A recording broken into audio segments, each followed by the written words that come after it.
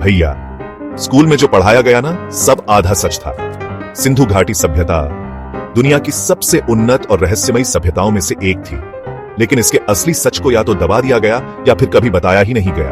और जो सच है ना, वो इतना खौफनाक है कि सुनकर दिमाग घूम जाएगा। पहला झूठ, ये सभ्यता बस खत्म हो गई। हमने पढ़ा कि सिंधु घाटी सभ्यता करीब 4000 साल पहले अचानक गायब हो गई, लेकिन ये लोग आखिर गए कहां? न कोई युद्ध हुआ, न महामारी, फिर भी सारा शहर खाली हो गया। ऐसा कैसे हो सकता है? इतिहासकारों के पास इसका कोई ठोस जवाब नहीं। क्या ये लोग किसी बड़े खतरे को भांपकर पहले ही भाग गए थे, या फिर कोई ऐसी शक्ति थी जिसने इन्हें खत्म कर दिया? मगर असली डरावनी बात तो यह है कि मोहनजोदड़ो और हड़प्पा की खुदाई में ऐसे नरकंकाल मिले हैं जिनमें रेडिएशन के संकेत पाए गए हैं। दूसरा बड़ा झटका, हजारों साल पहले न्यूक्लियर विस्फोट। जब वैज्ञानिकों ने इन कंकालों का परीक्षण किया तो पता चला कि इनमें रेडिएशन का स्तर बहुत ज्यादा था। इतना रेडिएशन कैसे आ सकता है? यहां तक कि खुदाई में मिले पत्थर और मिट्टी भी ग्लास जैसी पिघली हुई पाई गई। ये वैसा ही है जैसा हिरोशिमा और नागासाकी में हुआ था, जब वहां परमाणु बम गिराया गया था। तो क्या हजारों साल पहले ही सिंधु घाटी के लोग किसी न्यूक्लियर हमले का शिकार हुए थे?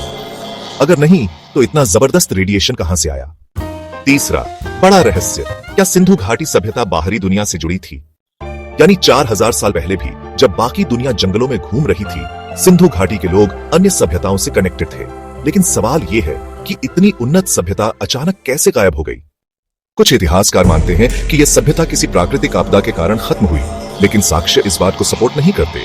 यहां तक कि सिंधु घाटी की नालियां, मकान और सड़कें इतनी बेहतरीन थीं कि वैसी प्लानिंग आज भी मुश्किल लगती है। चौथा रहस्य, सिंधु घाटी के लोग कौन थे? संस्कृत ग्रंथों में महानगरों के विनाश का जिक्र आता है, और वहां भी एक दिव्यास्त्र, महाविनाशक हथियार का उल्लेख किया गया है। क्या यह सभ्यता इतनी उन्नत थी कि इनके पास भी कोई ऐसा शक्तिशाली हथियार था जो खुद इनके विनाश का कारण बना? पांचवा रहस्य, क्या इस सभ्यता का राज अभी भी छिपा है? एक 4000 साल पुराना बटन जैसी चीज मिली है जिसमें सटीक गोल आकार का छेद है।